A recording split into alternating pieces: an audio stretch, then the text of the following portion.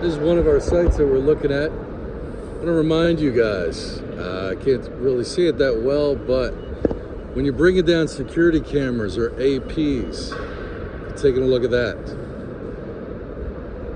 If you go all the way to the deck, you're going to lose signal on APs. They generally have a good fall down area. But with cameras, we have threaded rod going down, and they're 20 feet from finished floor. If you put them all the way up, you're not going to be able to capture down. This is a delivery company that needs to have eyes on packages. There's IDFs here.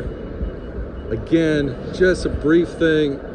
When you're talking to your clients and users, make sure you're going down a little bit. Make sure that you guys have a conversation about what you're looking to see.